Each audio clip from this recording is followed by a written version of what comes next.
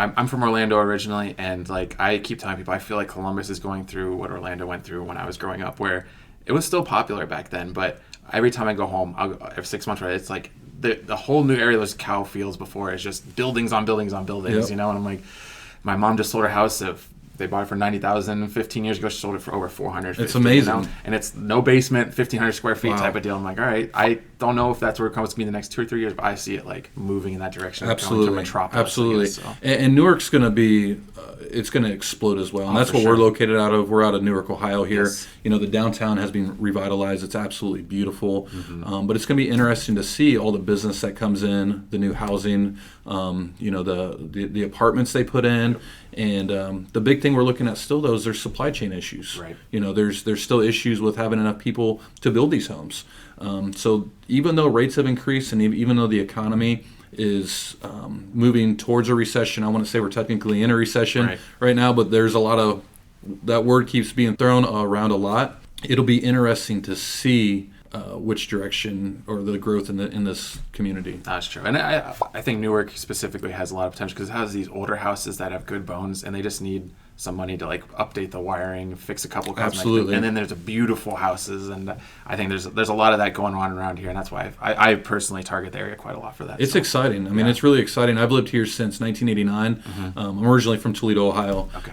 But the growth that we're seeing around here, it's awesome. Johnstown is rural right now, but which direction is that town going to move into? Is it going to be this big booming, city? I think so. So it'll be interesting to see.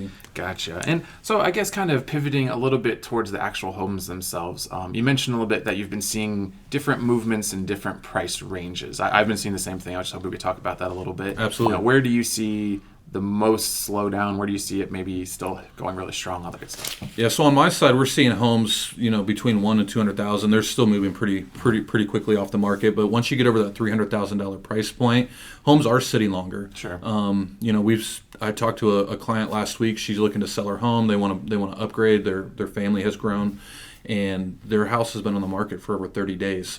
Now, and I can ask you this question: in March and April, you can tell me that houses weren't sitting for 30 days. If there was more than 2 weeks, there was something wrong with the house. That's right. That's right. Yeah. Absolutely. But you can go on Zillow or you can go on Realtor.com and you can look at, you can do a quick search of your area and see what's out there, or you can reach out to Zack and he can lead you to.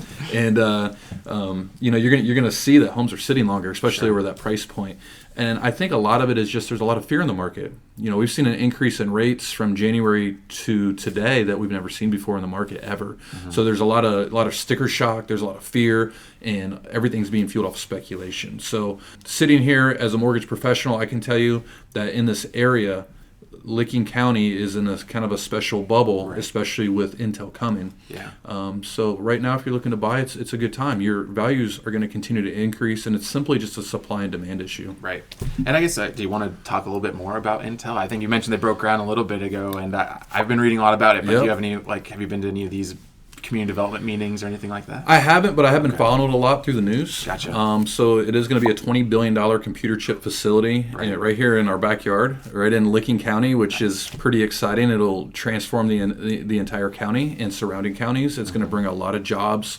It's going to bring a lot of business, and it's going to be really exciting. And 2025 is not that far away. No, it's right around the corner. Right around the corner. Yeah. So, we're going to see a big boom in the economy, and it's going to be great. Yeah. I think it's going to benefit everybody. And they need construction workers in the meantime, right? That's it. To actually do it and stuff. Yep. I read recently that I think it was Honda and I think it was LG. They're building a new battery factory kind of on the far west side and all that good stuff. So I think there's a lot of industry coming around that uses the chips that will build kind of just to be close logistically to Intel, and I think that's going to be huge for the area. And not only is it bringing jobs, it's bringing really good jobs. It's exciting. Yep. Now, and I used to work for Spectrum, and they've been updating all the fiber cables and stuff like this for the last couple of years. And I think they've been moving all of Central Ohio in that direction, and I'm happy to see that's finally panning out in a big way. Yep. So perfect. And I guess you mentioned the home shortage in the area. There's 25 to 30,000 people coming into Licking County. What is kind of expanding out to more of Columbus and stuff, what does the housing situation look like for all of Central Ohio? Is that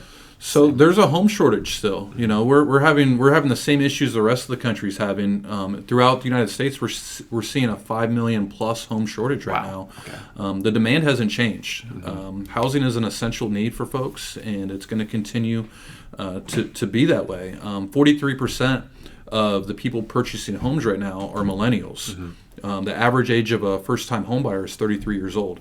In the next few years, if you follow this information, which we do, you're going to see millions and millions of new folks in that age range that are looking to purchase. So the supply and demand issue is a major point right now, and we need to figure out how we're going to solve it. Sure. So we need a lot more people in the trade, electricians and construction workers and plumbing and all kinds of different things. Definitely. So it's a hot topic. Thanks for making it through the video. Zack Linder here from Zack Linder and the Zack Pack, powered by Coldwell Banker. Make sure to like, comment, and subscribe. It does support our channel. We really appreciate it. And check out one of these other videos while you're here. Have a great day.